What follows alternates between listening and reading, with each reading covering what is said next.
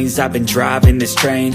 Years in this lane, there's no stopping this flame. Cause I came to the game and I changed it to play how I like, rearranged it to my own domain. Yeah, I got what it takes, made lots of mistakes, taking shots, skipping breaks, feeling lost, feeling great, popping off, singing straight, never stopped, never changed. All the squad here to play, and I've got something to say, yeah. I work hard each and every day, I get lost in the words I say. I don't push pause, no I push play. I won't stop till I make a change. I withdraw on the things I make. I turn flaws into flawless traits. I build tall, never capped in space. I won't stop till I hear him say, oh, oh, la, la, la, la, la, la.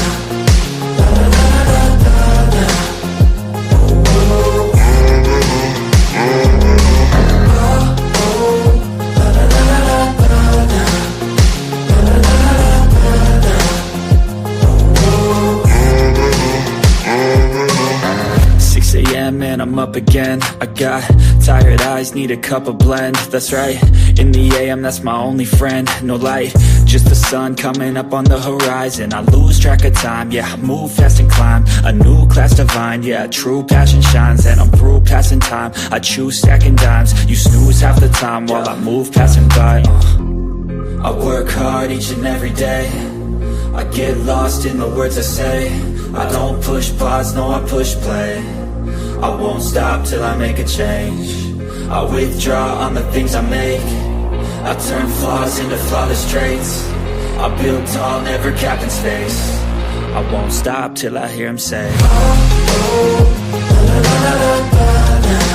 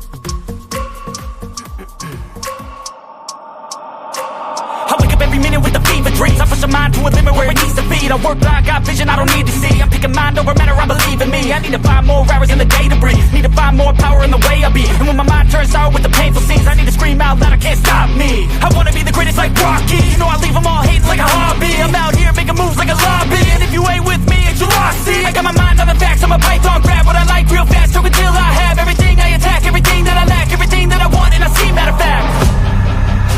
Cause I'm my own worst enemy. Only if I let it be. I can control anything if I can just think carefully. I control my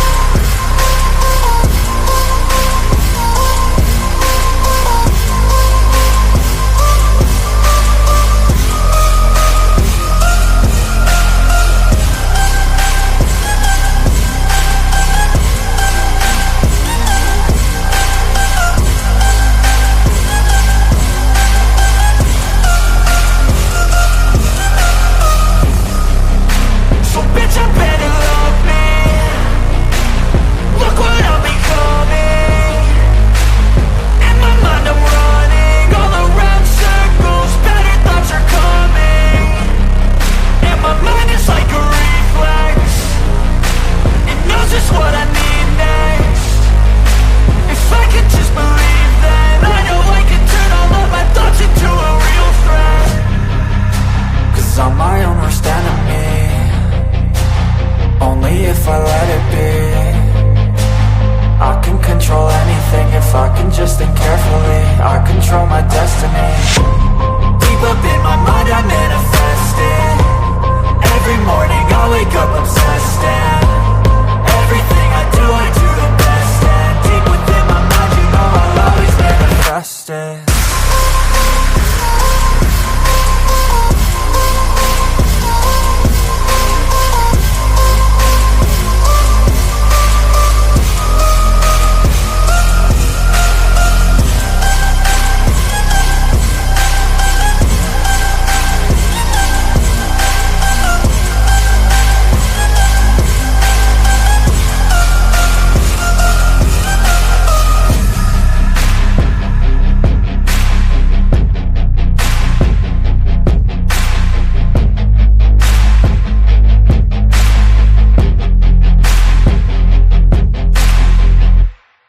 Hello and good morning and welcome to my Mind Over Your Matter. My name is Rick, and to get this show started, I woke up to a bunch of news stories, and wow, every day is a new day. Oh, I'm still a little tired, but it is what it is. I got a couple of stories for us to watch. And welcome to everyone who will be watching this later. It's such a unique story, but let's just jump right to it. Well, the Trump administration is giving the green light to a new migrant detention center in Florida's Everglades. Yes. It's being dubbed Alligator Alcatraz and is set Alligator to open next Alcatraz. month. Originally I like an the name of abandoned it. airport facility, it spreads across 39 square miles of land and will house detained illegals from Florida and other U.S. states. Florida's Attorney General is warning those who dare to make the escape. Yeah, try to escape. I call it Alligator Alcatraz. Good luck. This 30 square mile area is completely surrounded by the Everglades. Presents a efficient, low-cost opportunity to build a temporary detention facility because you don't need to invest that much in the perimeter. People get out, there's not much waiting for them other than alligators and pythons. Nowhere to go, nowhere to hide. Within just 30 to 60 days after we begin construction, it could be up and running and could house as many as 1,000 criminal aliens. Wow. Lawrence, having grown up across the pond from Alcatraz, my high school was painted with the leftover paint from Alcatraz. So we were like, I kind of love this because I love the natural deterrent of alligators. What say you? I don't kind of love it. I really love it. I love it. It's not just the people that's trying to break out of jail. In that ICE facility in New Jersey, you just had some folks break out of there. There was 3 migrants that broke out of there with criminal records. But it's also the members of Congress that keep trying to break into the facilities. It is both a deterrent for the people that are in and the people that's trying to get in. Lord. Love it. Oh, It's also a great I guarantee collaboration. they won't try to jump that thing. Yeah. Well, that is true. And it's a great collaboration Alligator. between the federal government and the state government, right? This is how it should work, unlike those blue cities and the like. We know that the cost is about $450 million. The state can seek reimbursement by the federal government. This is with the federal government's blessing. So it truly is a joint effort for the safety of Americans. You know what? I'm giving your idea a second thought, though. Because I'm thinking it isn't just, because we just had a lawmaker today who pleaded not guilty to Wake and assaulting bake. 2 ICE agents trying to get into the ICE ready for the wake detention and bake. center in Newark, New Jersey. That's right. So I see your point. And I raise you. That's wild. So look, That if is wild. we're going to then encircle this with alligators, making the point. Smells so I good. think They're already there. Yeah, I think they live there. Security's there. What do we do? We train them to security go with around. gators. But I mean, we really do have to look at our Supermax in Colorado and how full it's getting and that sort of thing. I don't know if this feathers out to be just another option to put people. I haven't thought about it that hard, but if it's got that kind of support and Lawrence is gaming out ideas, I think I'm in. Yeah, Molly. There's pretty significant, unsurprising increased pushback outdoor from security. the left on this, and also from conservationists, which was originally what kind of hampered this site from becoming a major airport over the years and being used in another way.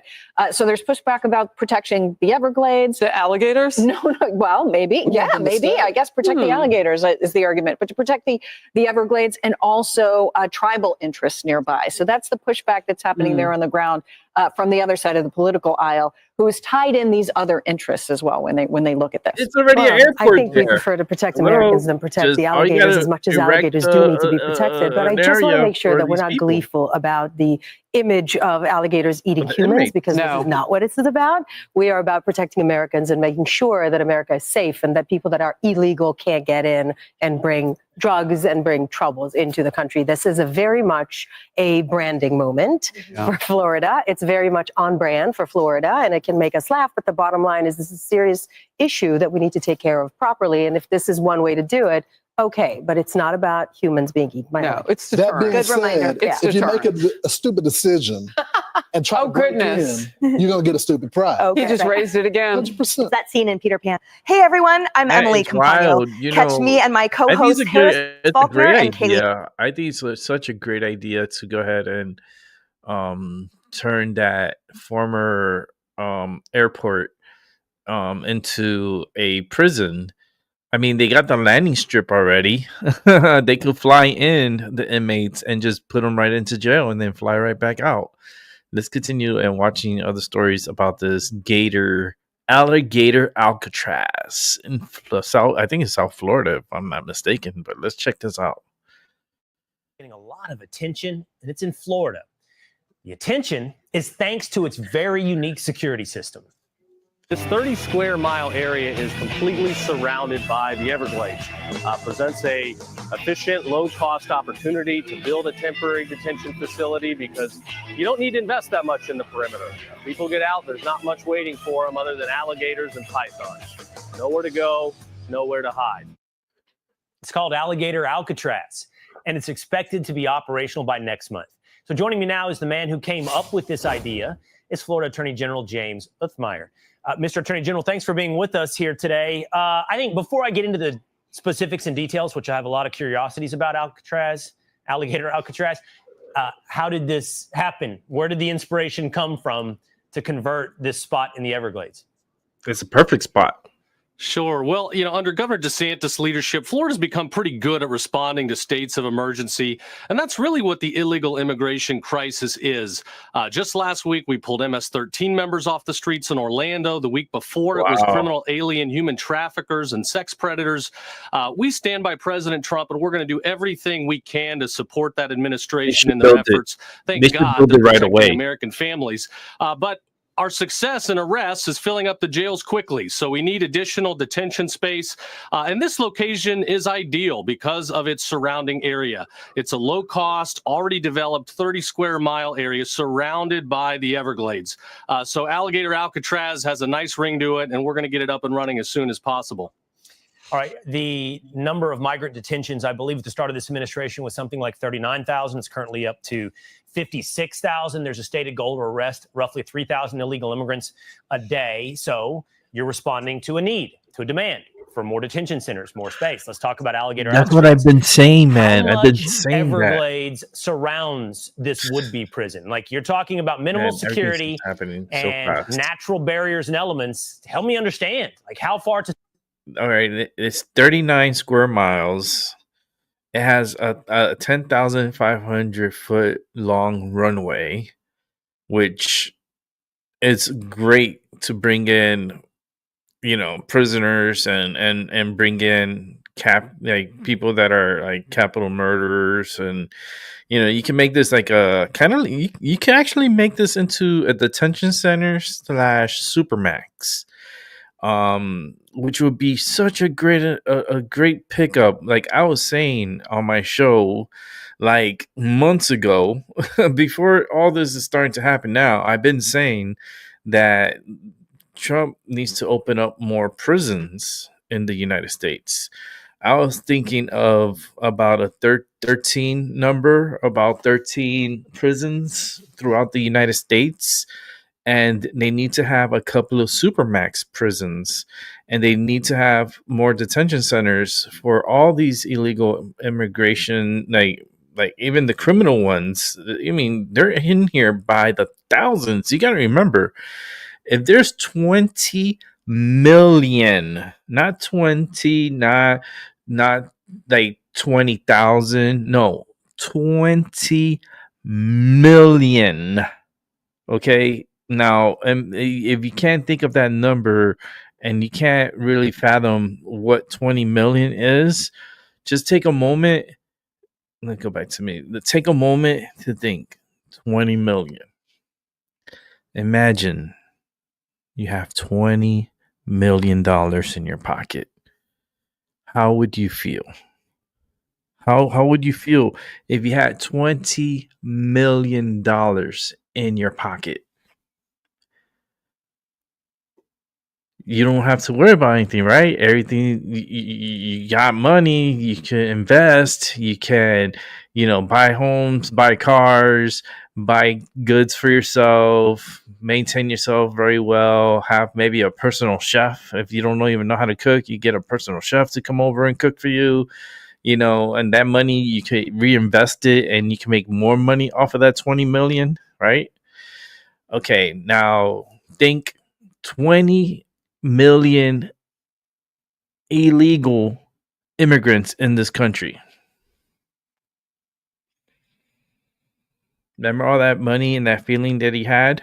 Now, let's do the opposite. And how would you feel if you had 20 million illegals here and taking all that money and opportunities and food and resources away from you?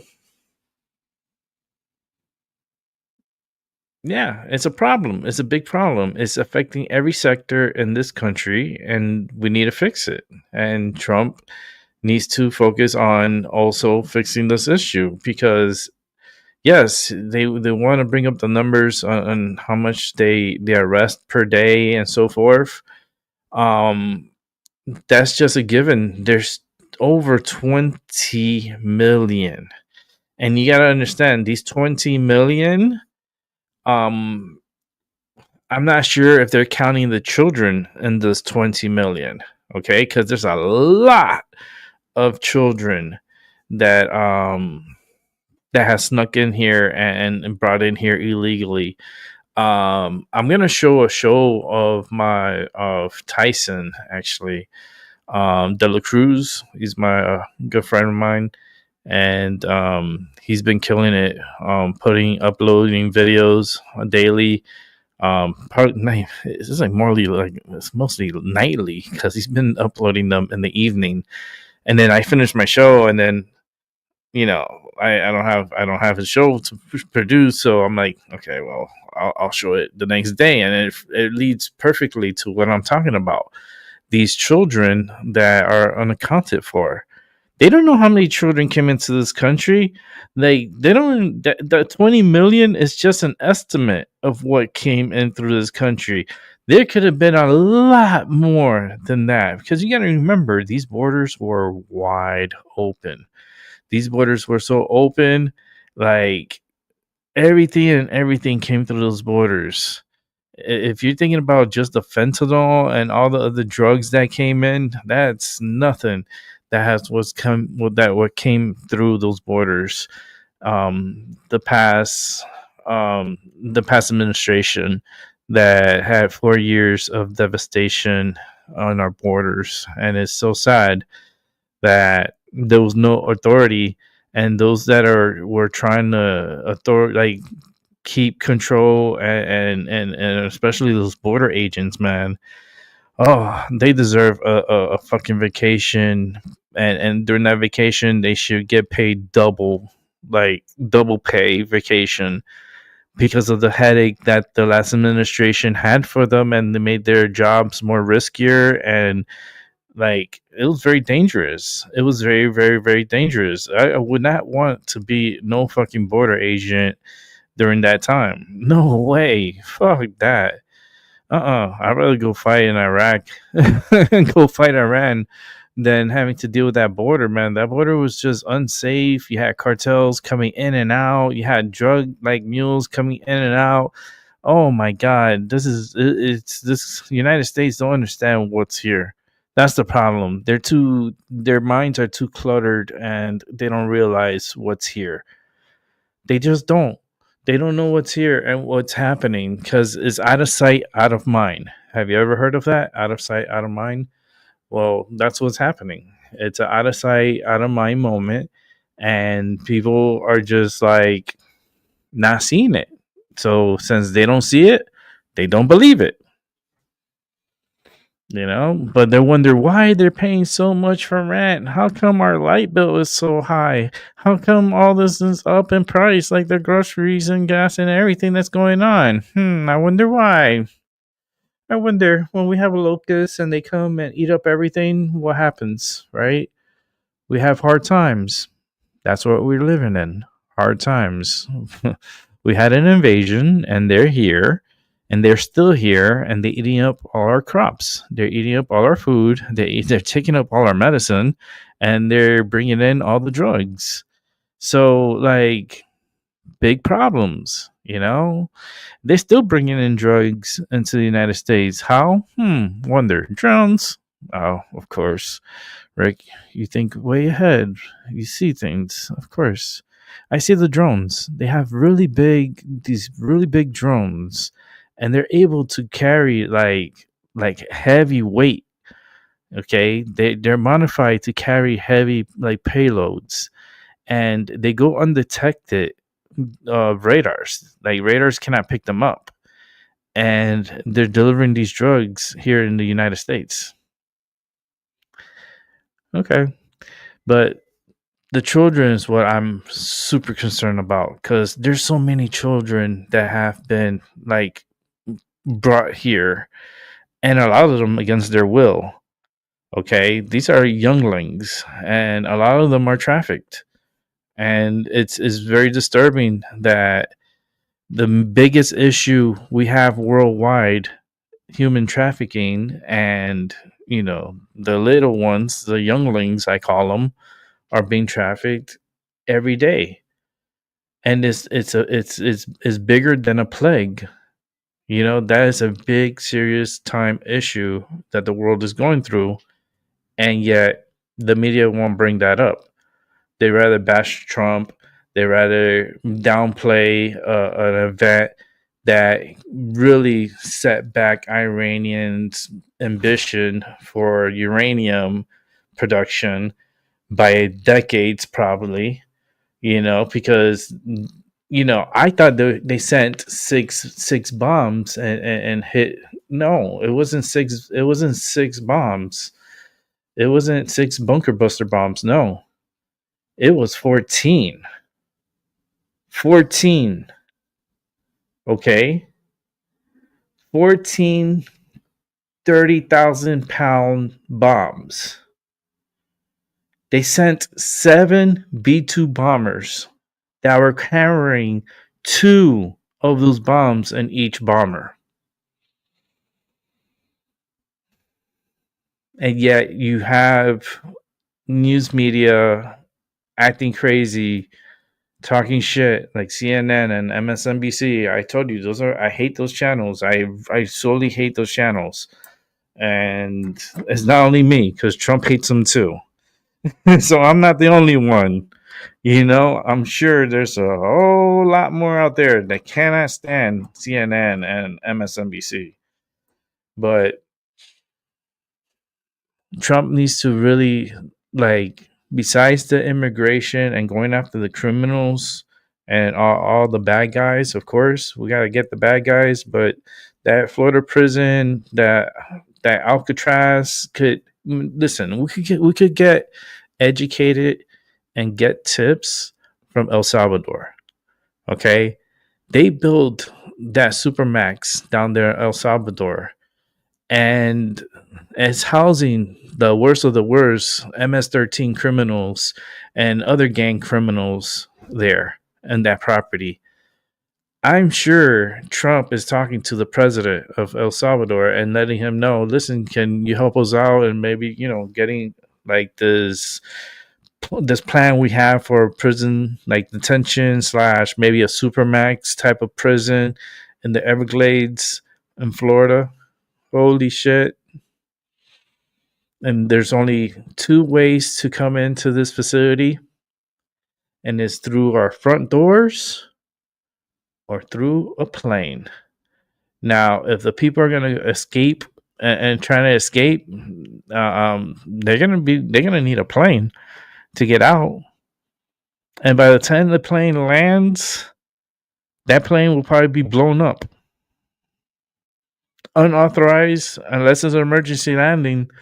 I don't know how that's gonna work, because that's gonna be a very good site to transport criminals through planes and through helicopters. They can bring them in, like the worst of the worst, and put them in the Supermax, and good luck trying to escape, because when it's nighttime, if it's a new moon, you're screwed, because you can't see shit out there. You can't see. There's no light. Like, you're fucked. It's that dark. And then you have alligators that are out there everywhere, alligators.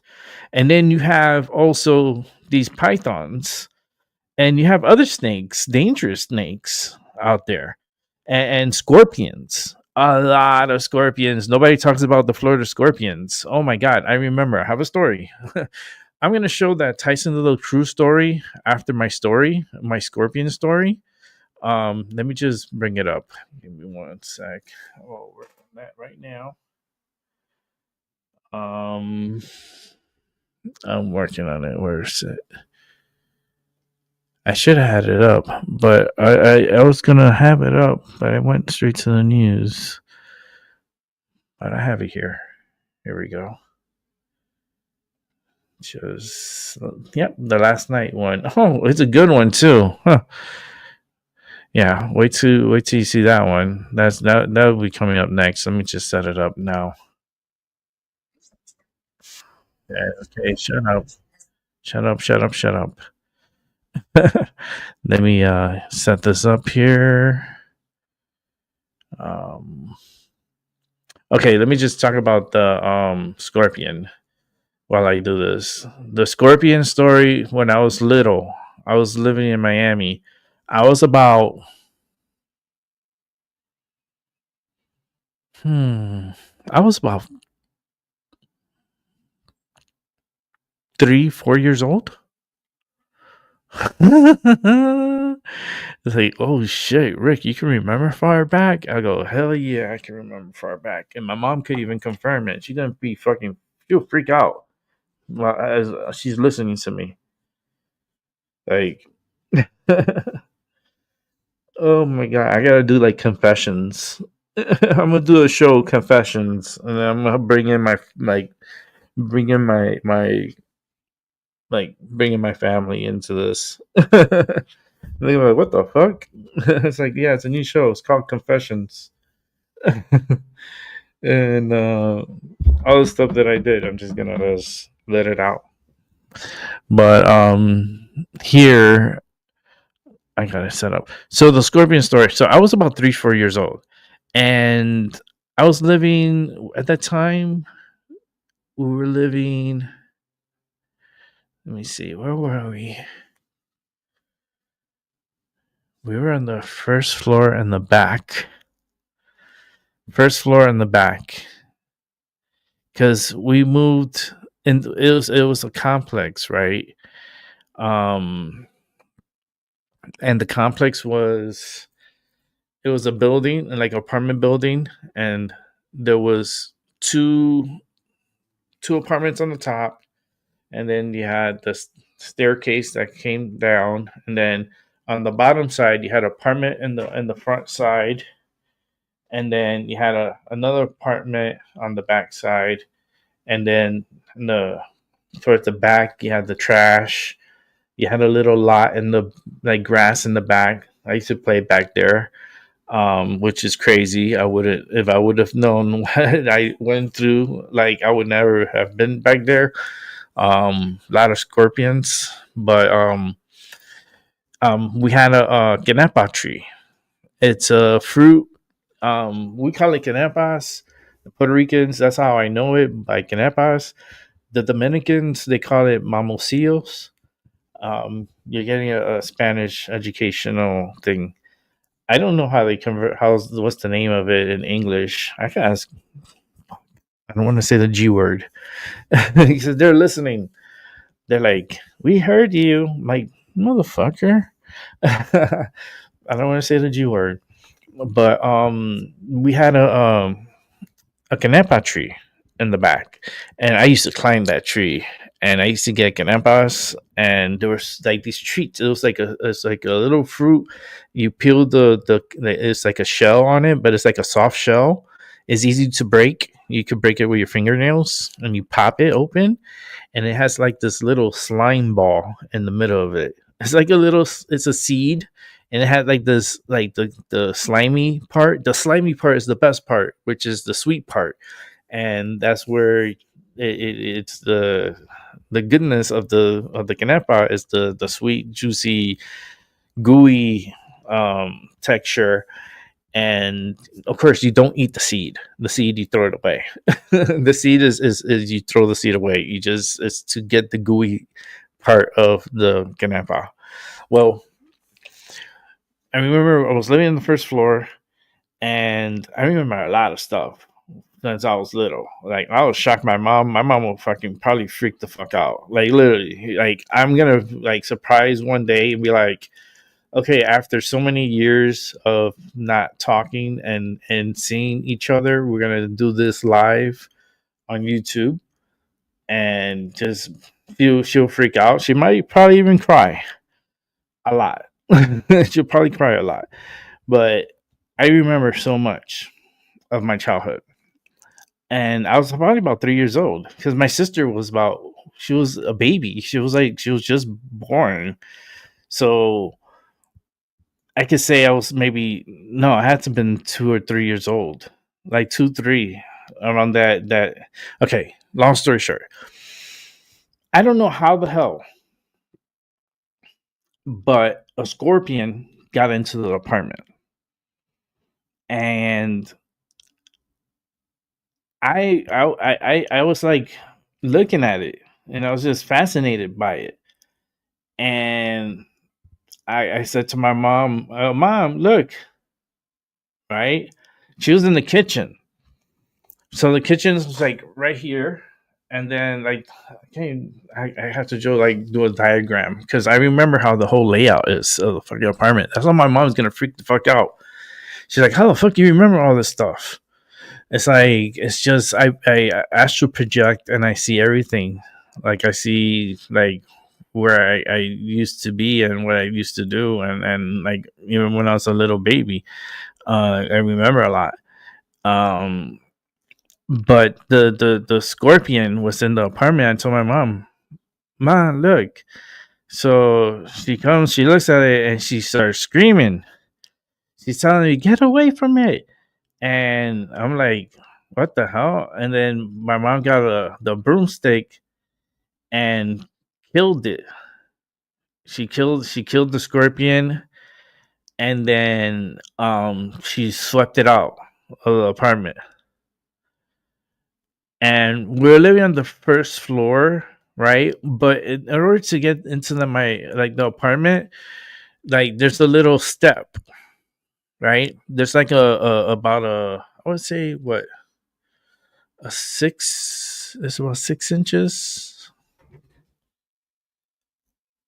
It's about like a 6 to 8 inch step, and then like you get into the apartment. Like, you have to get through that, and there's not only one step. There's 2 steps, because there has the side, like the sidewalk, and then there's like a step to get onto that, and then there's another step to get onto like the apartment itself. I should go one day and take a picture of it in Miami. It's so changed, because now they have like gates on the side there, so people can jump over. And I was like, we didn't have that back in the day. I want to go interview the people that live there. I want to interview them. I go, listen, if I tell you the layout of your apartment, can you let me in so I can see it? Because I used to live here when I was a baby. I was like 2, 3 years old when I used to live here.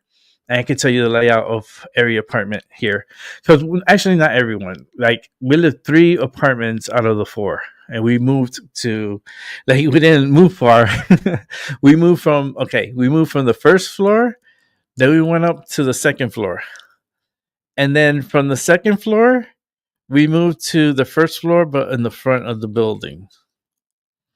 The only apartment we never stayed in. It wanted to zoom in. The only apartment that we didn't stay in was the front one. Because you had the front, you had the back, and then you had the bottom ones. So we stayed in all 3, the 2 bottom ones and the one top and the back. And it was so weird. But I remember I was a baby. I remember the fucking scorpion and my mom killing it and like sweeping it out the house. And my mom, like, she got a mop and she mopped the floor because it had like scorpion juice on the floor. And yeah, I could have been playing with the scorpion. I could have been stung by the scorpion, but I did it. I just looked at it and I told my mom, I was like, Mom, look. At that age, I knew how to say, Mom, look. And she looked and she saw the scorpion and she killed it and she just spit it out. I remember, man, that part was crazy because I remember someone crashed. They came home, I think, drunk and shit. And instead of hitting the brake, they hit the gas and the car flew. Like, I don't know how the fuck, and it like landed on my dad's car and shit, or fucked up his car that he had. And yeah, I remember that accident there. And then I remember this one, like, and it was on the first floor. I remember seeing the man, I felt so bad because there was some pit bull dogs guarding a car dealership that was right next to where we lived. There was like a little mom and pop's car dealership, but they had it gated up really good, and they had barbed wires on the top, and then they had pit bulls, like guard dogs, on the property that would attack. If anything came in there, they'll attack. So one time there was these cats that went in there by mistake, and the dogs went after them, and it was sad because it was like the dogs killed the cats. And my mom was trying to like get me into like not to see and stuff, and I heard it, it's not, I didn't see it, but I heard it. I did see it. I did see when the dog went after the cat, but my mom tried to put me away. She put me inside the apartment. But it was like, that's why I was really not a big fan of dogs, because the cats, they were so innocent, and I had a thing about cats when I was little. Like, even my mom could tell you. I remember one time, like, we were going on the bus. I think we had to go to an appointment or something, because my mom, she was pregnant of my sister. So technically, yes, I was about 2 years old when this happened. I told my mom, like, I felt really bad because I saw this cat, right? And it looked hungry. And I was like, I feel so bad for the cat. And I was like, I wanted to put milk for the cat. And my mom was like, no, we gotta go, because whatever, right? So I was not in a good mood. I was so mad. My mom saw me. She was like, you're not gonna let it go all day, huh? You're gonna be mad all day, huh? And I was like, yep. And she's like, what you want? I go, to put the milk out for the cat. We walked all the way the block. We walked from the block. We went from the bus station that we were supposed to go. Well, we walked right back to the apartment, took out a bowl, put milk, and put it out for the cat. And she told me, okay, are you happy now? I said, yep. And then we left.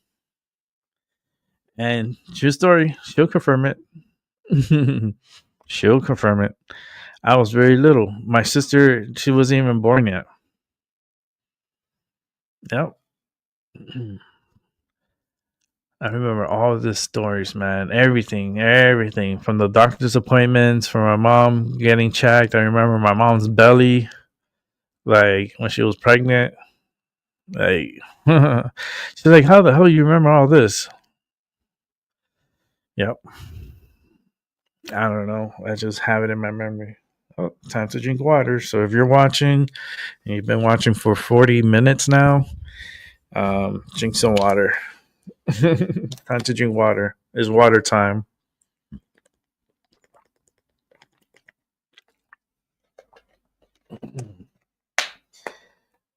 Oh, all right. So let's go to Tyson's show now, because we're talking about the children and how Trump needs to start focusing now on recovering these children and figure out where the hell they're at and so forth. And Tyson's been doing a good job reporting on it. So let's go ahead and check out his story, and then we'll talk about it. It's very important. You know, there's so many people came under, under a Biden's stupid regime and destroyed our pretty much our culture here, and all for what? For votes? That's all he did it for votes? You kidding me? Like, it's ridiculous. It's what are like the corruption of that administration and not caring for us, and then the people here are so stupid because they're trying to protect the illegals that came in here and trying to like harvest them here. Like, it doesn't make any sense to me. It just doesn't. But the one that makes the least sense is, where the fuck are these children? You know what I mean? Because we need to be able to. We can't identify them because they could be with people and they don't. The kids are not going to come out and say, "Oh, I'm kidnapped." They don't know what the word kidnapped is, because we have a lot of minors that came through. We're talking about little kids like how I was, like 2 years old, 3 years old. You know, they can't talk like proper, and they can't. I did. Like, I was talking, like, my mom understood me when I was little. She got a lot of stories. And yeah, like, the children is the most important thing that we need to identify. And if they're kidnapped or missing from other countries and so forth, they need to be returned to their families. You know? Like, there's so many underage that are here, and when we're going from like 17 and under, like, kids that could be in high school are here in this country, and then there's some that are 24 that are trying to pass as a 16-year-old and going to high school. You know, I covered that story like 3-4 weeks back, like about about a month ago. I covered that story about that guy that from Ohio that pretended to be a 16-year-old, and in reality he was 24. He was 24 years old, and it was just the weirdest thing. Like, he was going to high school, he was playing sports, he was doing all this stuff. Like, anyhow, this and Trump's gonna have to look really good into the school system. They're gonna have to do an investigation to see how many kids were before Biden took over office, right? Like, there's a census, there's a count and the names, all the students that they had, right? It's in a computer, it's saved in their system. They can see the influx of how many children have like enrolled after, like, when Biden was there and all these weird kids started coming and going to school. They could get that list of all the new ones and vet them all. If they are illegally into the country, then yes, they have to be deported. I'm sorry. We're not a daycare here in the United States. You need to go back home. So with that said, let's go ahead and check out Tyson's They're calling it Operation Dragon Eye, a massive 2-week operation that has led to the rescue of more than 60 missing children across our region. America, what I'm about to show you is going to restore your I faith love in that law shirt. enforcement while breaking your heart at the same time. The U.S. Marshals I love just that shirt. completed what they're calling the largest child Had a recovery big role in that operation shirt, in American too. history. Operation Dragon Eye rescued 60 children and teens who were being trafficked in Tampa Bay. But here's what's really going to shock you. Many of these kids weren't just missing. They were being systematically exploited by adults who were providing them with food and shelter in exchange for acts. One 15-year-old girl had been missing since April, and when marshals finally found her, she was hiding under a bed in a house with 2 men who claimed they had no idea she was underage. MAGA shirt, but for me, it's like 60 make a children be and great again. teens being trafficked in Tampa Bay are safer tonight. U.S. Marshals led a 2-week operation to recover critically missing and endangered children. What is up, guys? Tyson Dela Cruz here. Thank you so much for rocking with me. This operation shows what happens when law enforcement gets the resources and support they need to protect our most vulnerable citizens. But this also exposes a trafficking nightmare that's happening in every single community across America. Let me break down the incredible scope of Operation Dragon Eye. The U.S. Marshals, known for their ability to track down the most dangerous fugitives, turned their investigation skills into finding critical missing and endangered children. Over 2 weeks, they teamed up with detectives from Tampa, Hillsborough County, Pinellas County, St. Pete, and Pasco County. This is why we do the job. In a show of collaboration unlike anything before it, more than 100 personnel from 20 agencies joined forces in what's being called the most successful child recovery effort in U.S. history. The results were staggering. 16 children and kids between the ages of 9 and 7 were rescued, and 8 arrests were made. But one of the marshals perfectly put it, the number is not a statistic. It actually represents a life and a future that was given one more chance. Number is not just a statistic. It represents a life and a future. What makes this operation even more remarkable is that many of these children had been in the system before. A significant number were from the foster care system, running from something or towards something, but often ending up in far more dangerous situations than what they were trying to escape. And you know what, guys? Watching these marshals fight for vulnerable children who can't protect themselves reminds me of another group that needs someone fighting for them. Our seniors, who are constantly being targeted by Medicare predators who see them as easy targets. Look, these trafficking predators target vulnerable kids because they know they're confused, scared, and don't know who to trust. Medicare scammers do the exact same thing to seniors. They target people who are overwhelmed by the system and don't have anyone who can advocate for them. That's why Chapter is so important. Like these U.S. Marshals dedicate their lives to protecting vulnerable children, Chapter's licensed advisors dedicate themselves to protecting vulnerable seniors from Medicare exploitation. Here's what makes Chapter different. They're not trying to profit off your confusion like these predators. I love their that advisors shirt. Don't get paid commission, and they have zero incentive to push expensive plans that you don't need. They're like having your own personal marshal fighting against Medicare scammers. Chapter takes the same approach as Operation Dragon Eye. Hold on, Tyson. Hold on. You're going too fast there. I wish. Let's come back to me. Like, that's a lot of children, man. They're being trafficked, and a lot of dangerous people brought these kids in, and it's a plague that we had for the past 4 years, and it's worse than the pandemic we just went through, which is like, I think it was a scam shit. But that's my opinion. YouTube, you could go fuck yourself too, because YouTube deleted a lot of my videos from back then, and I was very accurate, and even to where it came from and everything. Like, I said it before, way before all the news media were talking about it. I was been talking about it. And then they started like, oh, well, maybe that's a conspiracy theory. I was like, no, it's the fucking truth.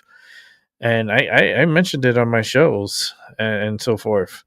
A lot of shows YouTube took down. Like, they couldn't handle the truth. So, and I've been censored really, really bad. But just real quick, I like that the mega shirt Tyson was wearing. I hope he made me a shirt that was one that I really like. It was like more of a one, like it's just like a first edition. Like it'll be the first shirt, but I hope he puts it on sale on his site, so that way I'll push the sales on it, because I came up with the idea. I want him to make the money off of it, but I came with the idea like the mega shirt, but it what it says is make accountability great again. And I told Tyson, dude, you have to. We talked. Me and Tyson, he knows he's gonna watch this later. We talked and he listened and he made the shirt. He put it together. I love it. The red and the white with the like. Let me show you guys. Instead of talking about it, let me see if I can show it to you. I may have to zoom in. So give me one sec. And I'll show you what the shirt looks like. I want him to make them. I want him to mass produce it, and he's gonna make a lot of money off of it. This shirt right here, and it says MAGA, make accountability great again. I want him to make these shirts. I want him to mass produce them, because I will sell them. I will sell them here. And he's sending me one. He's sending me one for in the mail. I truly hope it's this one, because I will be the first to wear it. And there's so much improvements that we could do with this shirt that I'm gonna talk with him, because the shirt that I'm getting, I think it's a prototype. It'll be a prototype shirt. I don't know if he's gonna mass produce this one, but I have ideas into improving it. Mainly we could put an American flag on it. Maybe put American flag on the back, on the top of the back.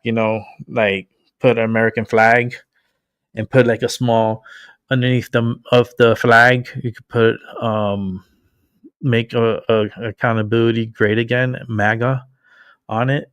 Like put like the MAGA, and then make that kind of be, make the economy too. You can even use economy, but make accountability great again. And what I mean by accountability is like Letitia James and Fally Willis and Adam Schiffner and Nancy Pelosi and all the Democrats, that never take up, like AOC, never or take accountability. They don't.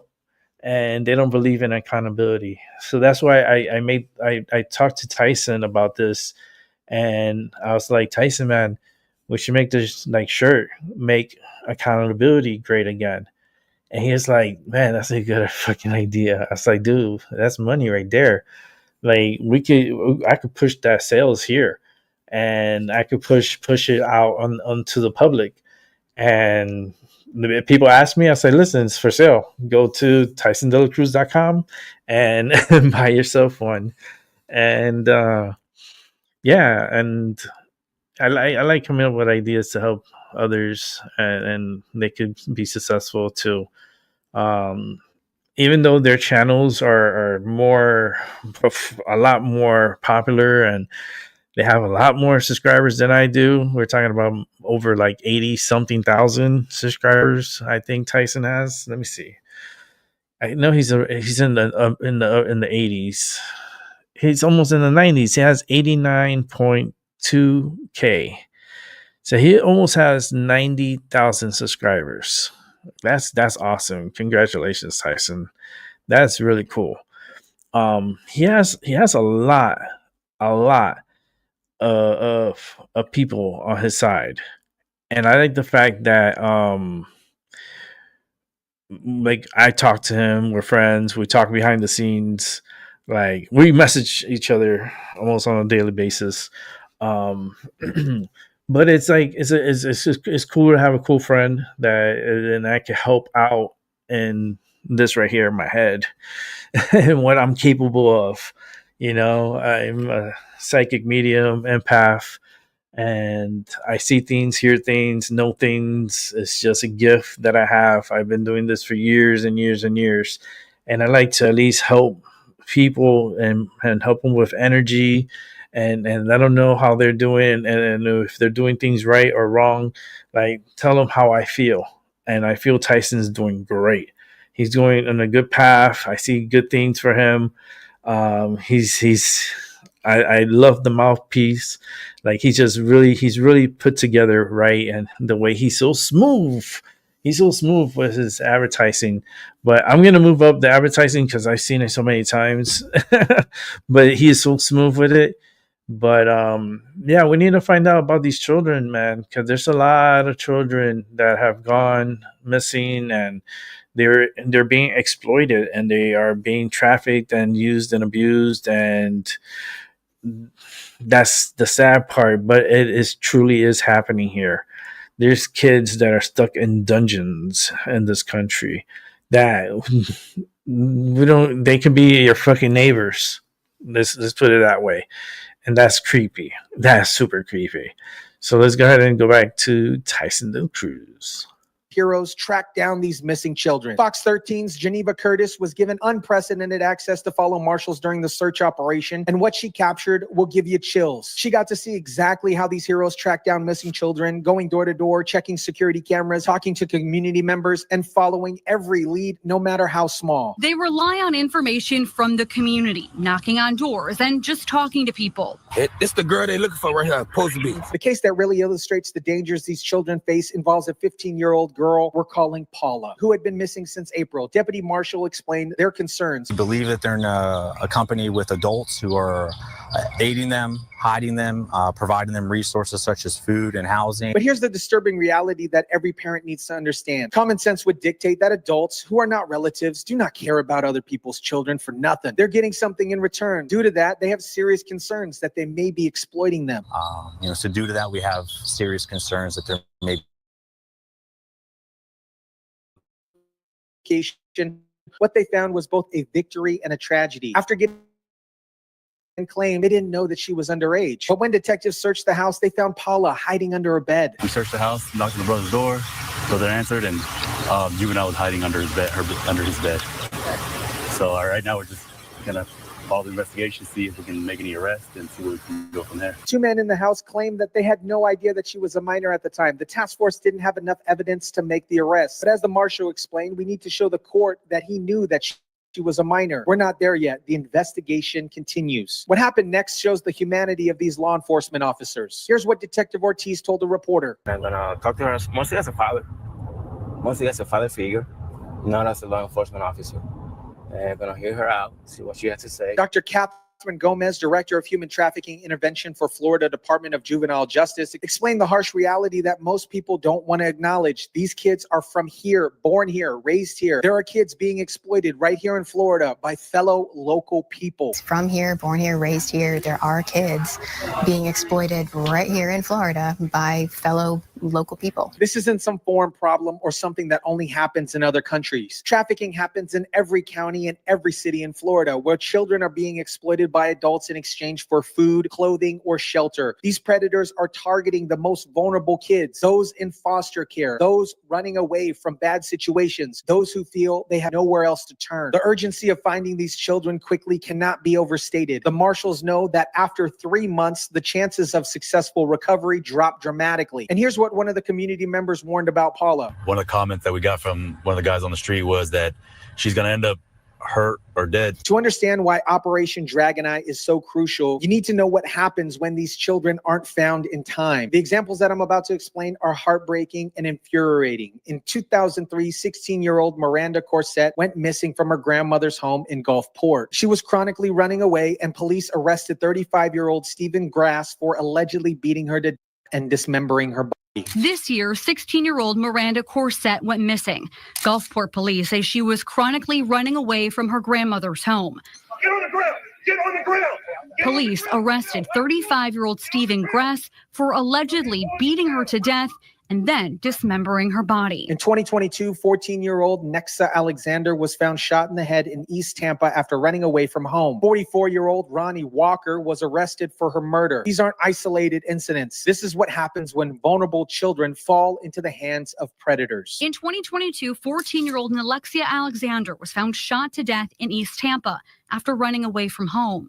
44-year-old Ronnie Walker was arrested for her murder.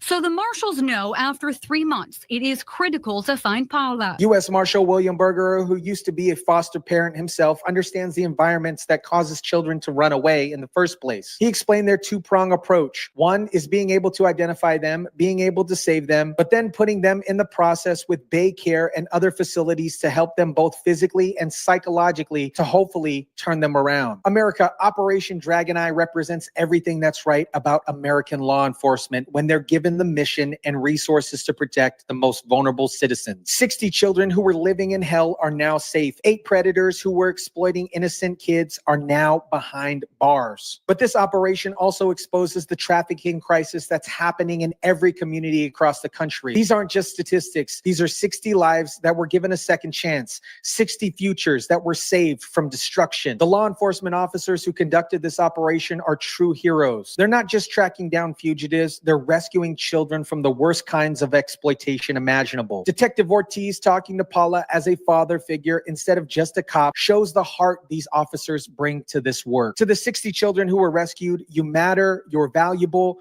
and you have people fighting for you every single day. Your lives have meaning beyond what any predator tried to tell you. And to the predators who think that they can exploit vulnerable children, law enforcement is coming for you. Operations like Dragon Eye prove that when good people work together with proper resources and determination, evil doesn't stand a chance. If you can save 50% of these children permanently, that's a tremendous success. But every single child saved is a victory. Every single life rescued is a miracle. And every single predator arrested makes our communities safer. I'll continue to follow this story and others like it because protecting children should be our highest priority in society. Let me know what you guys think about this. Drop it down in the comment section down below.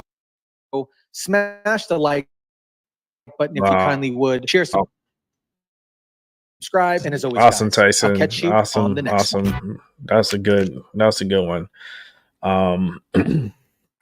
Water time. Time to drink water. I sent them a message. I was like, I did a show about it. I talked about it. I sent them a message on Discord.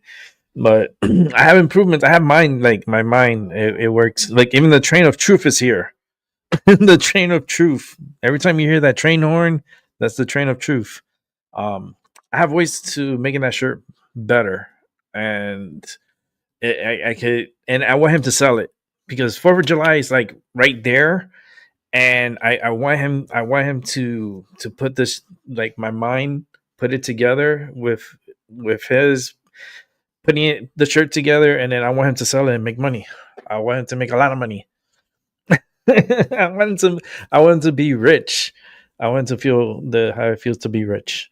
And not be rich off a shirt, but bring him that energy of wealth to him and bring him more comfort, and and bring him more attention, because I feel like he's getting it.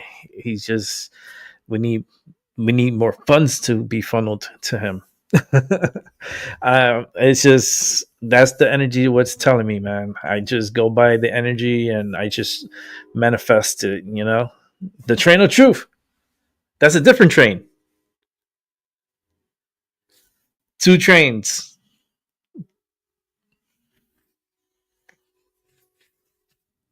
Those 2 trains, they're going each way, different ways.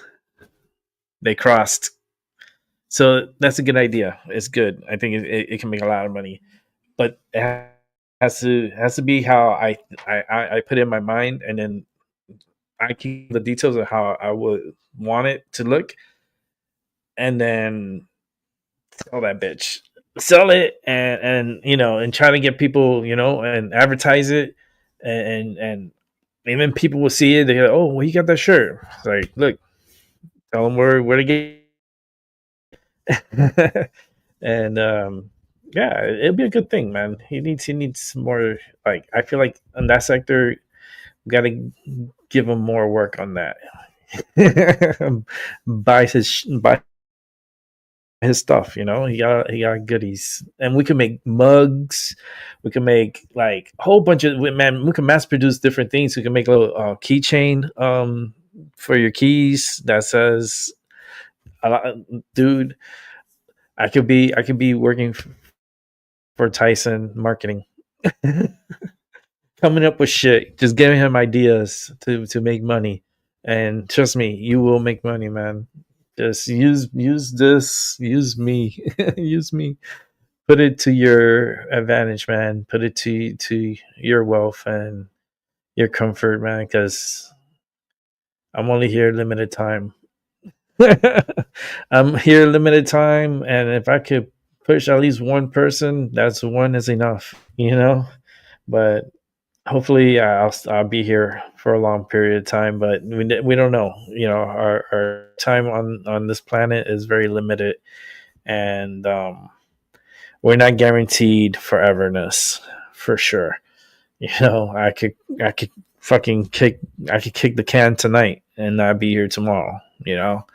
So it's like, take advantage, take advantage of time, because time is precious. It's more valuable than money. Money, you don't go with your money. You expire, and when you expire, you don't take shit with you. Nothing goes with you. You're the only thing you're taking is your energy, because that's will always be you. That's always a part of you. Your energy, your soul, your the little one that could inside of you, that's that energy that requires meaning every day to be how we are today and how we absorb things. And man, it's so much to break down, but I don't want to be here all day either, because then this will end up being like a forever show, and I don't want to do that. I'll probably be on here for maybe half an hour to maybe another hour. I don't know, maybe another half hour. Yesterday I was so tired, my neck hurts. That's why you see me going like this. Is because my neck hurts, and I'm trying to it's like stretch it out in there, and it just hurts. It hurts. I take medicine, and it only do so much. When you have pain, real pain, it doesn't just go away. It's there every fucking day. But I want to go back to that Florida story. Alligator Alcatraz is because Florida is building, and they're getting pushback. Okay, we're gonna see who's in the detention center, but then we're gonna watch also the pushback. So I got like later. My internet goes crazy. Sorry, my internet is going a little crazy. So if I'm a little crazy there, that's because for some reason my internet is going a little haywire. But Alligator Alcatraz, we're gonna watch. We're gonna listen to proposal, listen to what the AG has to say, and then we're gonna listen also to two stories on pushback of this being developed. And of course, the Democrats are really pushing against it because they don't want their constituents / voters, immigrants, illegal immigrants, to be detained and possibly even deported. Because remember, you got the runway there. You built the prison, you do all that stuff in the detention center, and guess what? You can load those motherfuckers. That's how big that runway is. That a military plane can land there. So you can export these people right on out and deport them, like boop, and you can send them out in the darkness of night, just fly them off into the night and take them back to their countries, or take them to El Salvador so they could be at the Supermax prison that you know, and working.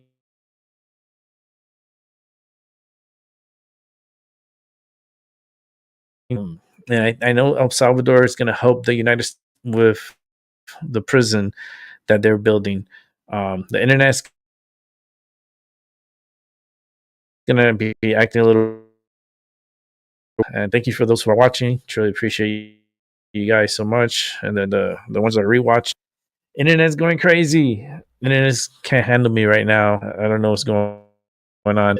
Let's go back to this AG story, and let's hear him out. It's only 2 more minutes in here. Let me just set it up. Set it up. And then we're gonna, let me see the next story. Okay, we have, so 2 of stories, 2 more, well, actually 1 more of the alligator, Alcatraz, and then I got two pushback stories that and both of them are backstories, I will call them. It's one has to do with the backlash that DeSantis responds to growing backlash over Alligator Alcatraz, and then we also have environmentalists are melting down over this Alcatraz bullshit. It's crazy, but let's just listen in and let's just watch the next 3, and then we'll talk about it. After each one is over, we'll talk. Or I'll talk.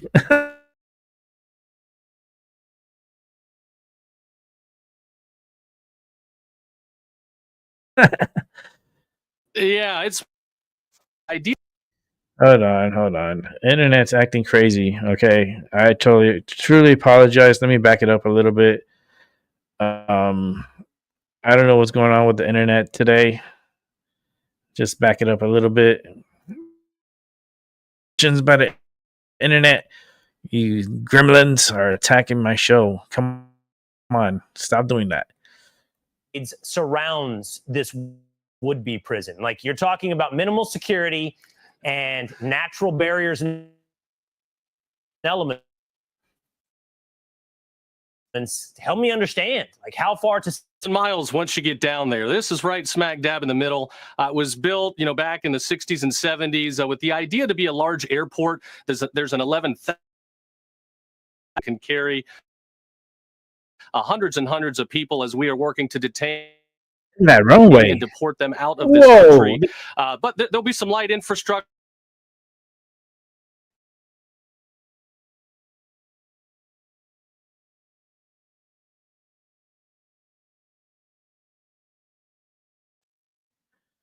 Sorry about that.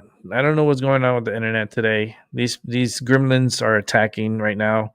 So I'm just going to try to get through this show as fast as possible and get to the next one, and then hopefully wrap up the show and have everyone have a good day and all that stuff. Okay, so let me go back over here. I pause it because I notice when it's doing the internet craziness, and when it's doing that internet craziness, it blacks out, so it doesn't show the what I'm showing. So I try to pause it and try to catch it. But I apologize. Let's continue. And alligators and pythons and other natural barriers. What does that mean for security should you build it? Do you need less in the form of guards? Do you need a less secure, less robust perimeter? You obviously need a less robust perimeter given the natural surroundings. There will certainly be additional. We're going to have staffed guards. The governor has called in the National Guard, the Florida National Guard, to help, along with other staff will support. We're also looking at other locations, at least a couple other throughout the state.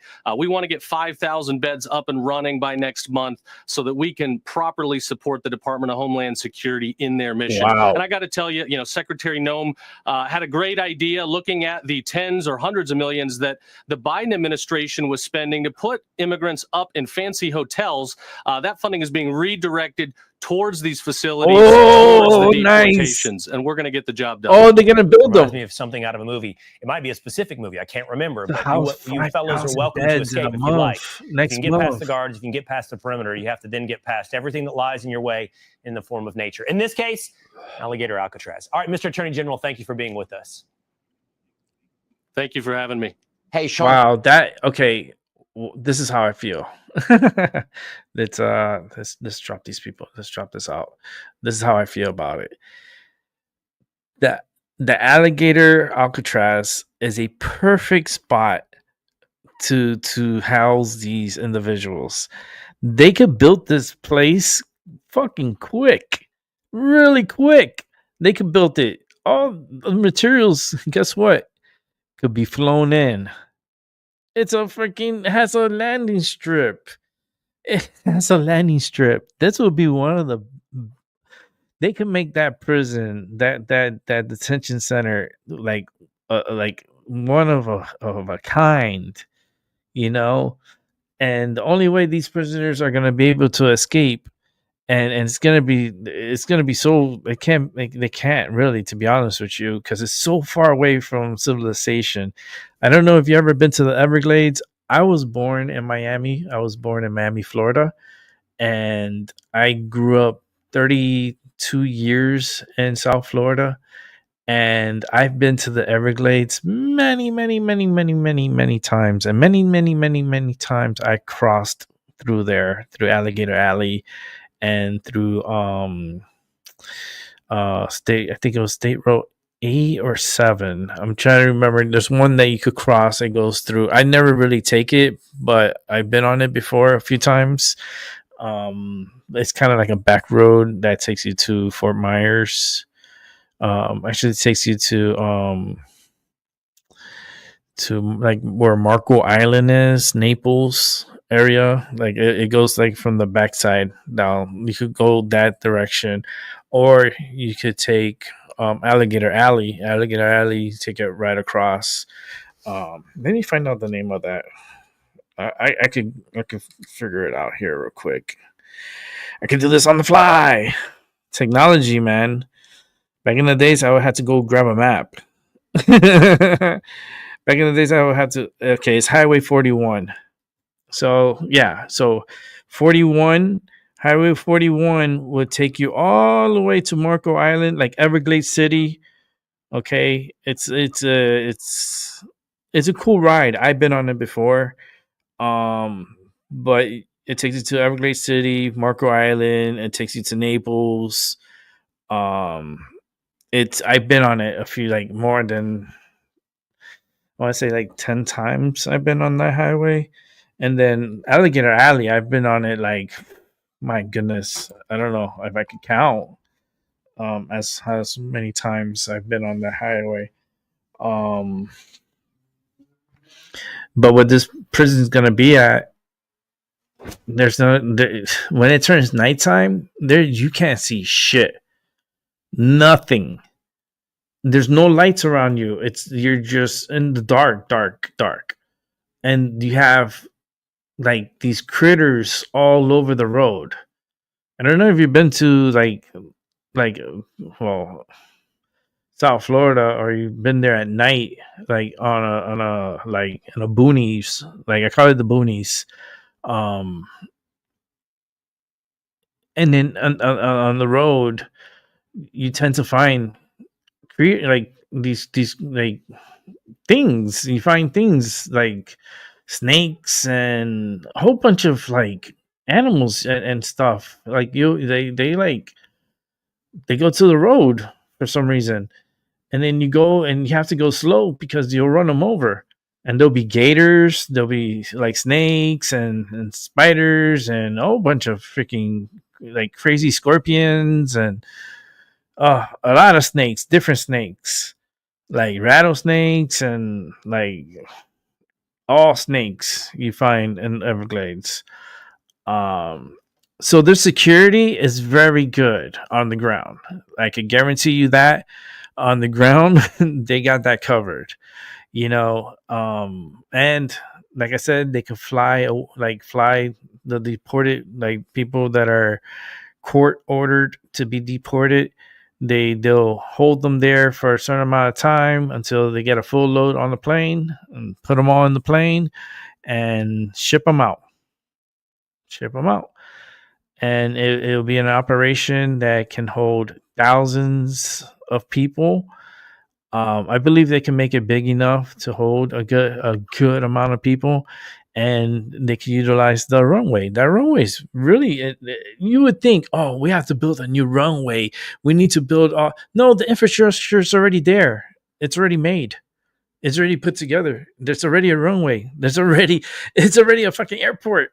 Like all you need is to build the prison. That's all you need. Build on the side a whole, like all around, like down the line. You could do like a whole prison system and detention also system, and we could house the max. We could have built a max. All that money that they were giving to these hotels, to the 5-star hotels in New York City, that I couldn't even find a hotel room when I wanted to go to New York City to stay there at night.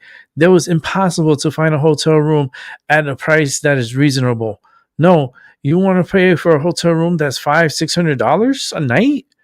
No, but they would give that vouchers and money to the illegal immigrants and have them stay at very luxurious places with food included that they would bring to them, and they would not eat it and they would throw it away. They wouldn't eat the food. They would throw it away. There's been many reports of that. That's crazy. But the fact that they're going to funnel all that money for all these sanctuary cities that were getting all these like money to house all these immigrants, no, that's no more. It's no more. The piggy bank is closed. The bank is closed. No more money going to you guys. The money is going to go to these prisons down in Florida, and it's going to be a thing that it's going to be we need it. We need it down there. We need it to house criminals from around the country, not just Florida. We're talking about all 50 states, including Hawaii and Alaska. If they have, certain people that need to be housed in a more secure prison, well, Alligator Alcatraz is the place for them. Yeah, I think it's a good idea. Let's watch another story about it, and then we're gonna watch 2 stories of the pushback. Okay, so then you're gonna feel the energy. I want you guys to feel the energy on the story. Feel the listen to the words they use. Listen to how they say it. You could tell who's who in the story, who's a Republican and who's a Democrat, and how the energy is playing back and forth and at a tug of war, I would call it. You know what? I should just show the 2 negative ones and then end off with the positive. I think we should do that, because let's go with the negative, because of course they're going to be pushed back, and then we'll go with the soft ending. Yeah, that sounds good. Let's do that.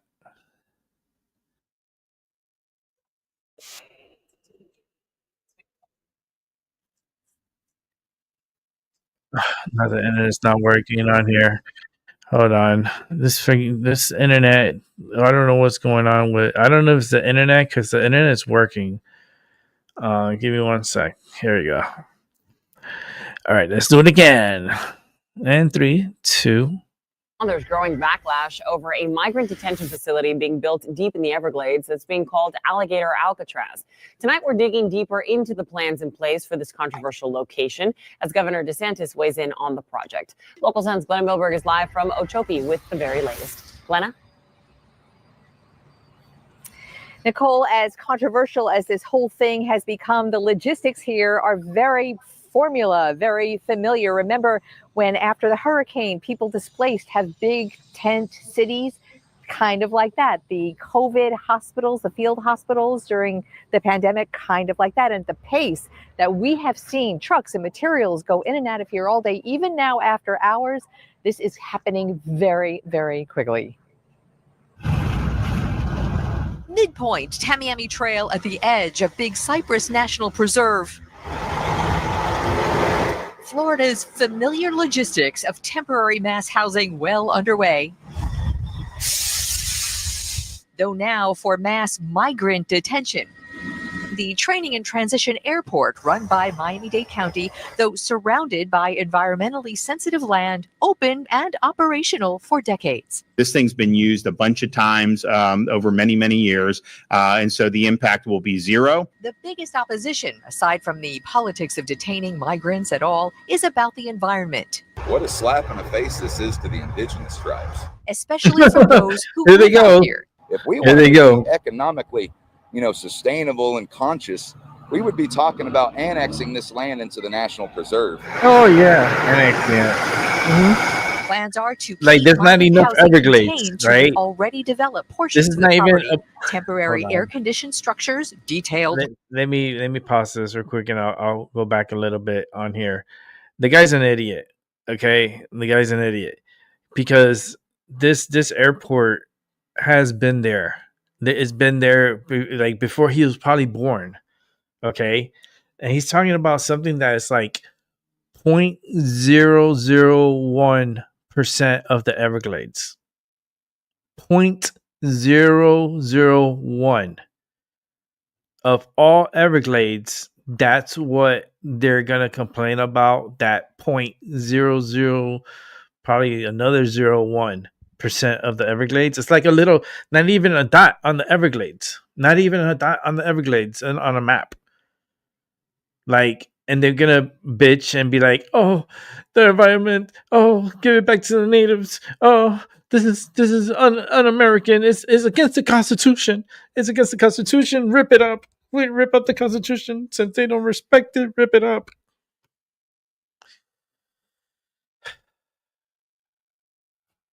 These people don't have like better things to do. Look, Train of Truth. The Train of Truth is back again. Tell you, it's crazy, man. Times are crazy. But let's go back to the story. It's just the infrastructure is already there. They use it. They've been using it for like decades. It's nothing. It's not new.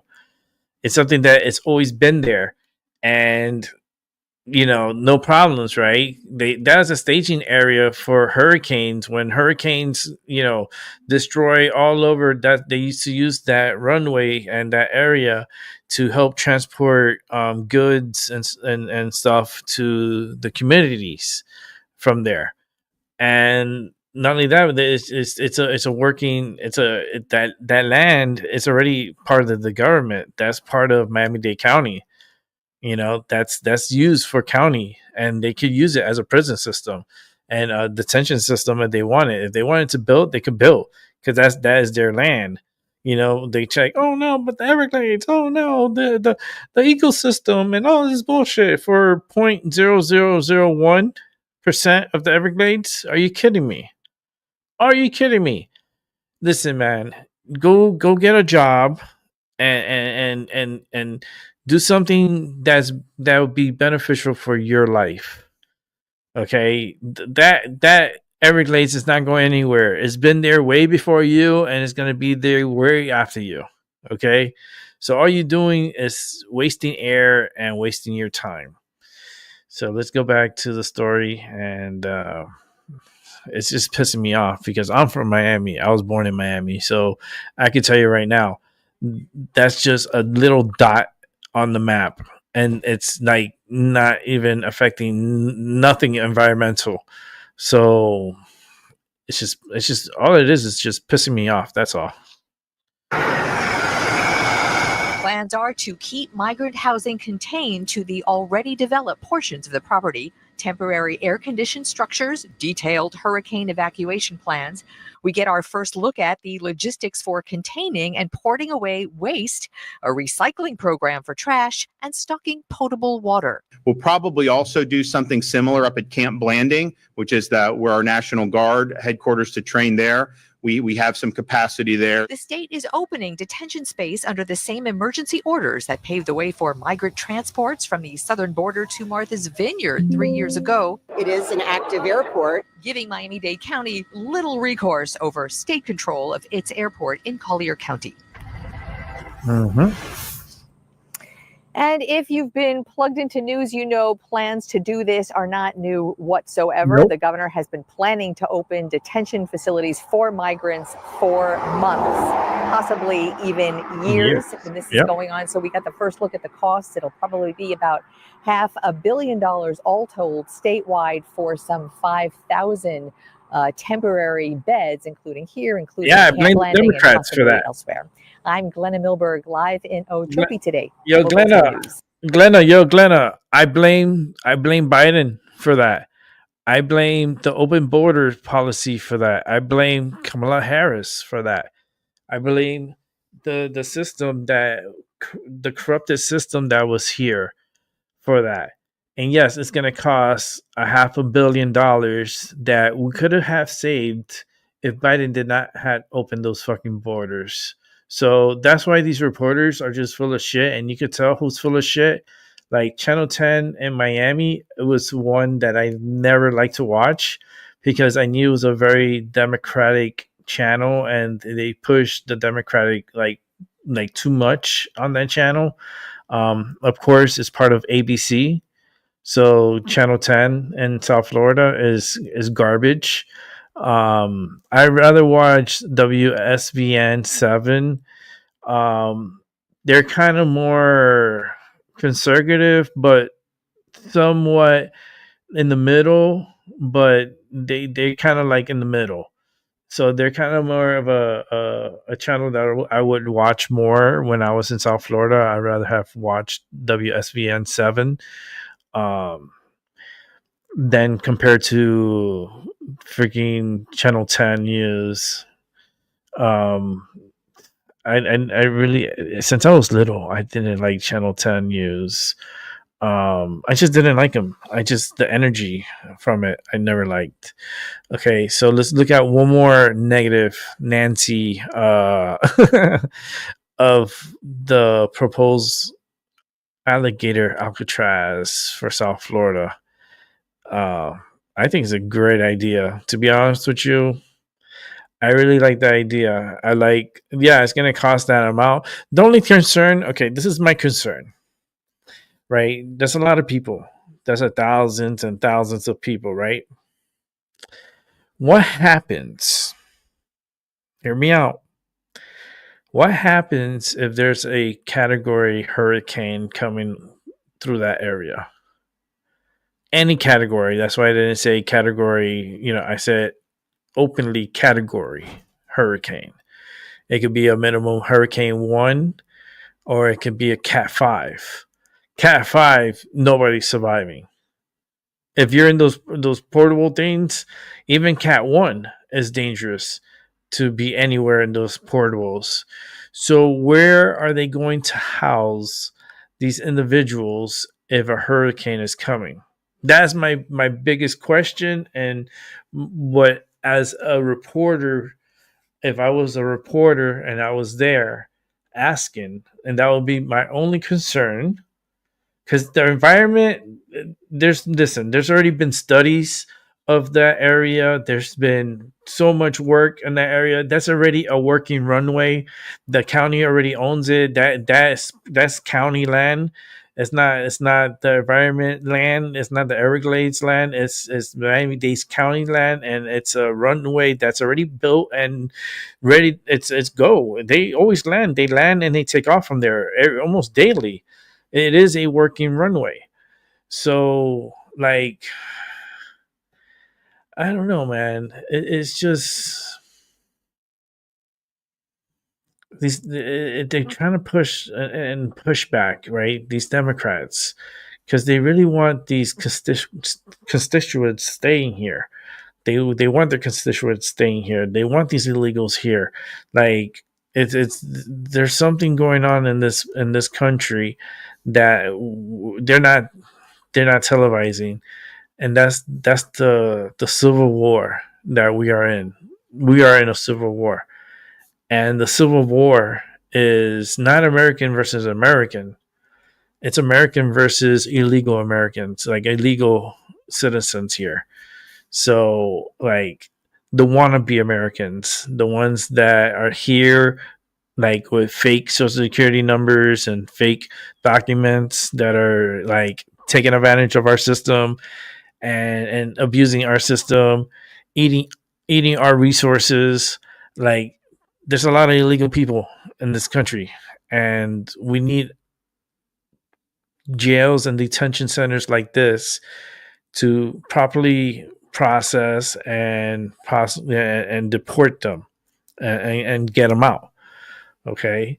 And that's a great site there in South Florida to operate that mission. You don't disturb like Fort Lauderdale Airport. You don't disturb Miami International Airport. You don't disturb any of the airports, with these deportation flights. No, you could just do it at this private airport where they have their own runway and they could just take off and land at any time. Wow. Okay, so let's go to the next story. Give me 1 sec to load it up. Here we go. Well, this is a breaking story. Just minutes ago, we're learning from federal sources who've told Fox News that ICE has now arrested 130 Iranian nationals just in the past 7 days. Now, the previous number that we had heard about was 130 11. That grew to 16, Iranian. now over 100. Now, you see the other number there, 670 Iranian nationals currently in ICE detention. Maybe their next home will be in Florida. Alligator Alcatraz, the state's brand new escape-proof detention center in the Everglades, set to open in as soon as 60 days, surrounded by Florida's finest: gators, pythons, swamp creatures galore.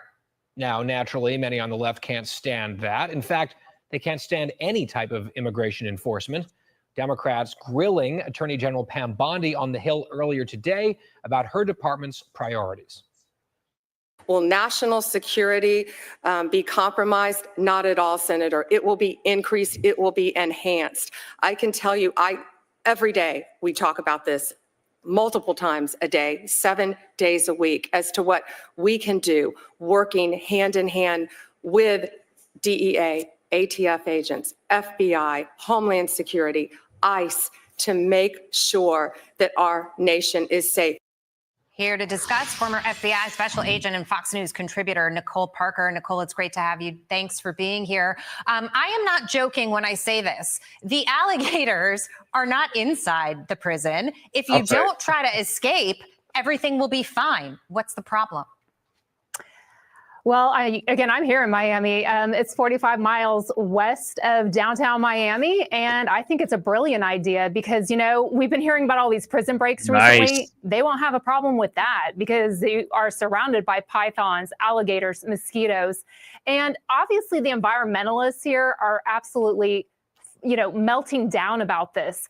But this is what the colossal mess is that the Trump administration has walked into. The Biden administration allowed the border to be open for 4 years, allowing people from our, adversarial nations, such as Iran, to come in here. And it is absolutely important that there are detention facilities that they are put in, that they will remain safe and no longer a threat to the communities in which they're build surrounded so by. much there. And that's what Alligator Alcatraz will do.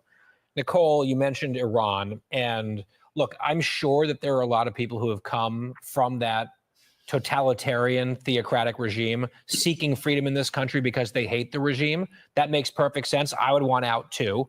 But among those people, especially if they're coming in illegally, there could very well be some very dangerous people. We don't know who they are. It's virtually impossible to vet them. Who knows about the gotaways, people that we don't even know are here or where they are, who they are, et cetera. To see that number rising of Iranian nationals being arrested and put into federal custody, tell us your insights there. What's going on here? I think that's outstanding that they are finding those that could be a potential threat to our nation's national security. And I think that number is going to continue to skyrocket. Again, when you leave the border open and you allow people to cross into our country, uninhibited, that's what happens. I was a witness to the 9/11 terrorist attacks. I was working for Merrill Lynch. I was down there. I saw the impact of what terrorism does to our nation. We cannot take a chance and allow that to happen. And for those that think that, we don't have people inside, our nation at this point that want to harm us, that I think is very naive. But what I do Big feel time confident naive. in is that the Trump administration has a handle and they know what is going on. At the FBI, they are obviously putting a lot of resources into this right now, potential cyber attacks, counterterrorism, things that our country really cares about. Really, frankly, what all they needed to do was take all of the resources from January 6th, which they worked for 4 How the hell these years, the people got largest in here? ever investigation in DOJ history, and let's move it to some violations that Americans actually care about, like our cyber security, being protected from foreign terrorist organization groups, and that's exactly what they're doing. Nicole, in the aftermath, as we were going through this conflict between Israel and Iran, there was a lot of concern that going after Iran the way President Trump did to, disarm its nuclear capabilities could potentially awaken a bigger giant, sleeper cells around the world, maybe even in this country. Is that why ICE has ramped up its detainment of Iranians that are illegally in this country?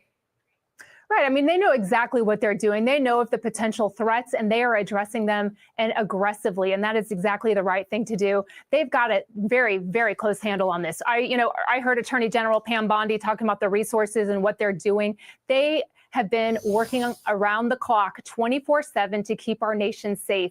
And that gives me a certain level of comfort because I can tell you under the last administration and the last FBI, that is not how I felt. And so Americans, you can rest assured, they're fully aware of the threats. They're putting the resources where they need to go. They're not naive to what's happening in our country. We know that there's people potentially in our country that want to harm us, and they will address that appropriately. But one thing I do know is with President Trump, if you cross that line and if you ever touch an American, there will be a severe consequence. And I think that they know that.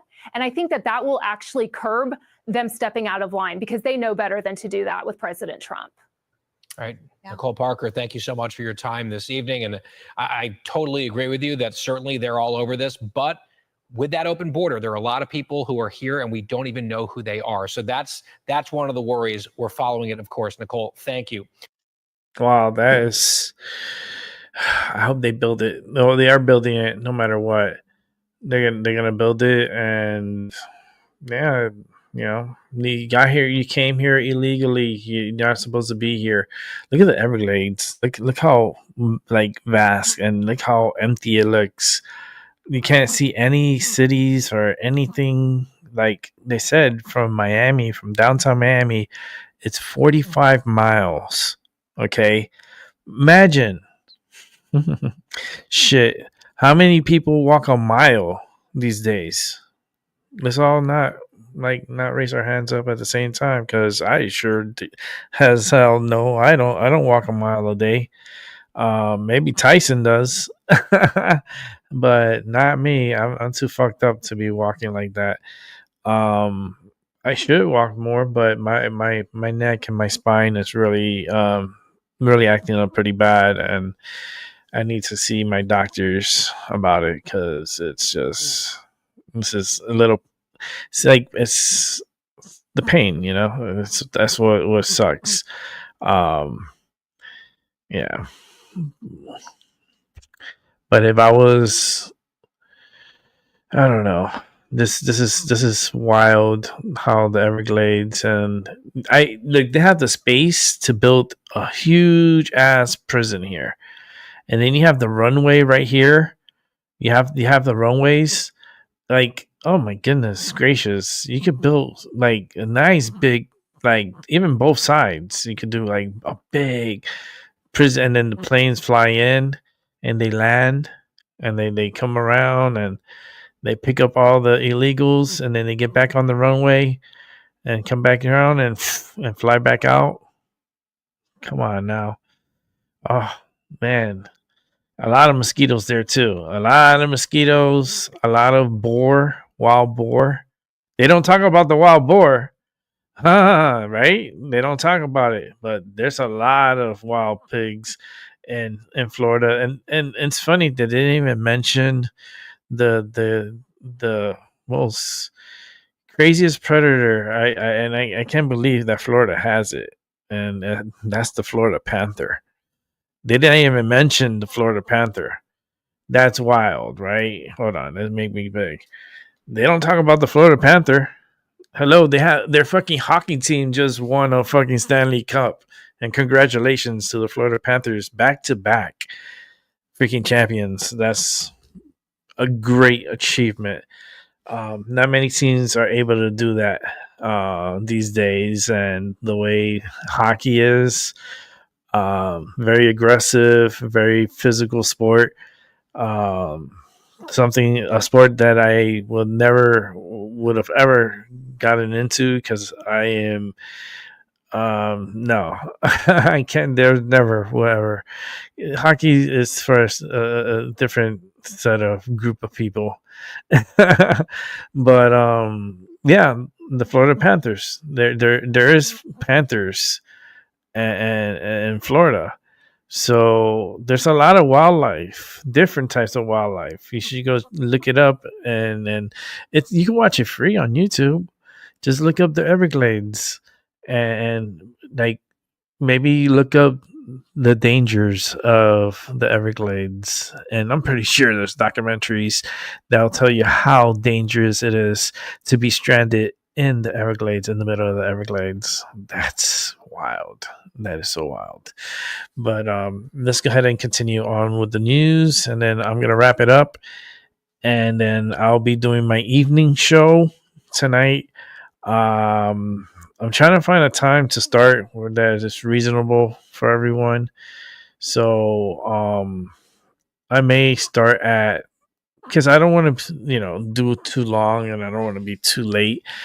So I think 7. We may have to go with 7. Maybe 6 o'clock.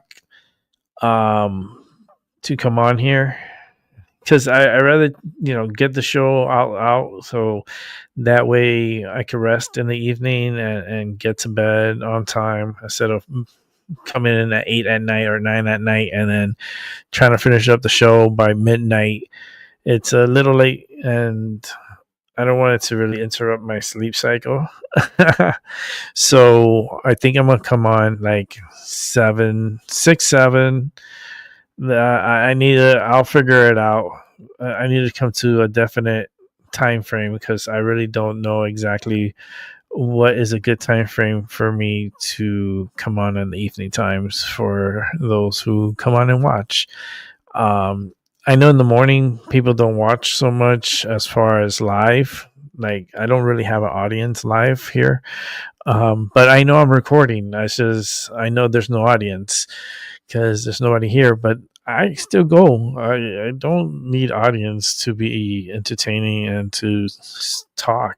I could do this all day. If I could, I would, but my body tells me nope. I'm leaning on the table. That's why you see me like this. I'm not standing, I'm not sitting up or nothing. No, I'm slouching over, because I'm relieving the pressure of my fucking neck because of my head, because my head is too heavy.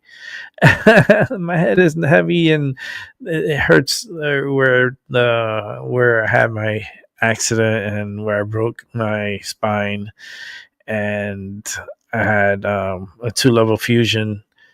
I have a lot of metal in my neck, a lot of metal. So I'm put together and I'm being held up. I'm holding my head up with fucking rods and screws. So yeah. This Alligator Alcatraz, it has a ring to it. My biggest concern is because we're in hurricane season, and Florida tends to get hurricanes. I lived through Hurricane Andrew back in 1992, August 24, 1992.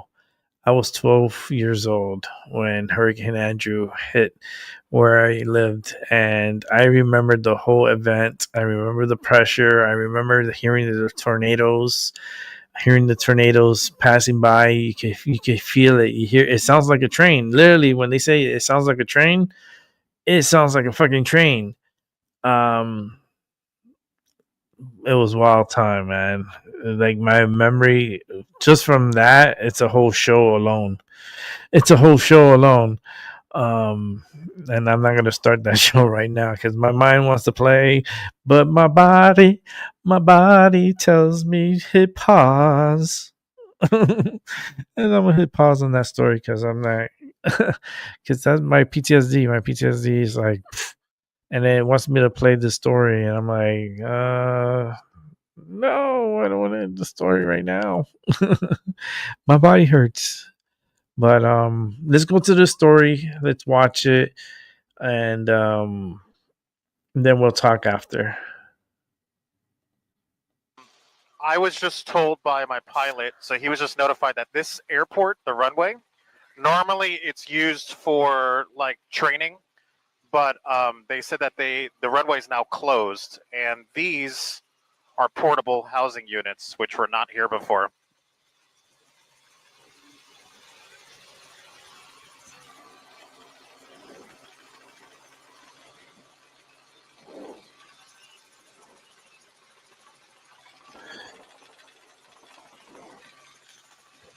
They got, No, yeah, I know. I'm just letting you know, Gabby. that's a big yard. They Just can notified play. him over the radio. Look, they could play soccer. They could play baseball. I don't think they'll let them So play let me get baseball, the but entrance first, and then maybe we have soccer. permission to fly right over it, so I will go back to those portables in a minute. This is the entrance that you're talking about.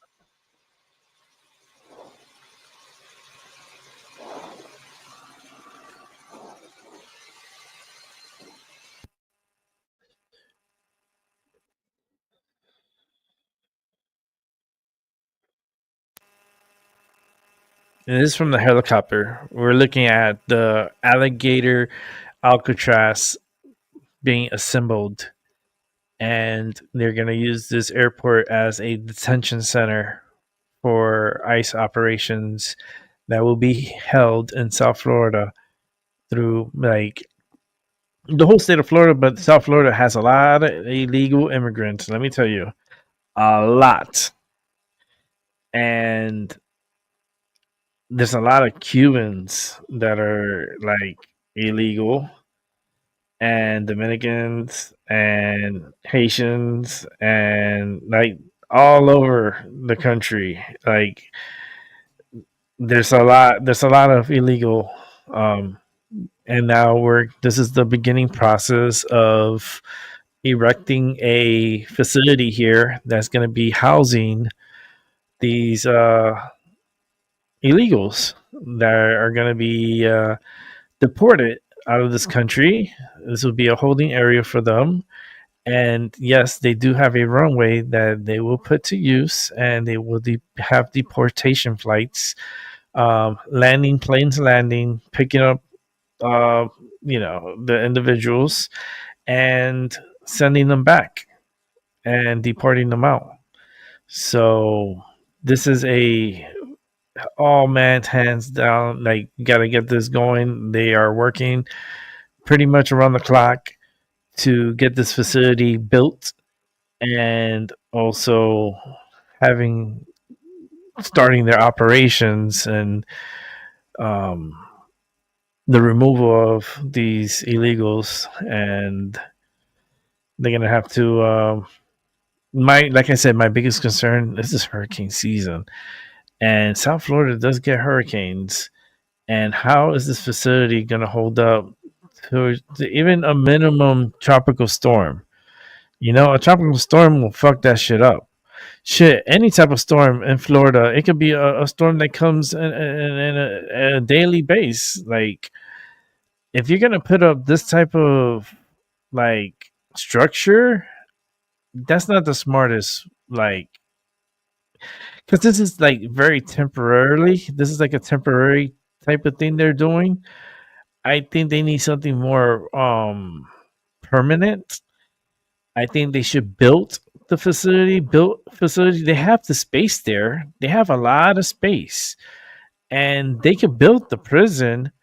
Just get in contact with El Salvador and have them mock up the plans and execute and put together that. Look at all that land there. That whole like that's so much land that they could utilize and put together. This could be done a lot cheaper, I think. And because remember, all these are portables, so you know they are going to rack up the price on this. I would have just built a facility, and I would have done that like as soon as Trump got into office. Man, they should have just started building it because it would have been now 6 months in, and they could have had like a facility already being erected and ready for service by like next month. But and that would have taken like all men hands, on deck, and getting all, getting together and building it. And they could have done that, but I guess they're going the portable way. I don't think that's smart. Florida's known for getting tornadoes, and not only tornadoes in the Everglades.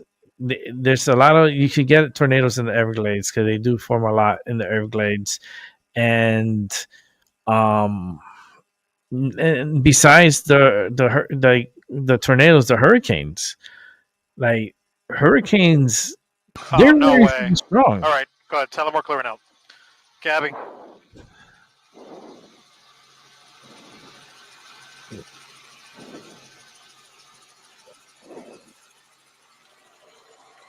Hold on 1 second, Brian.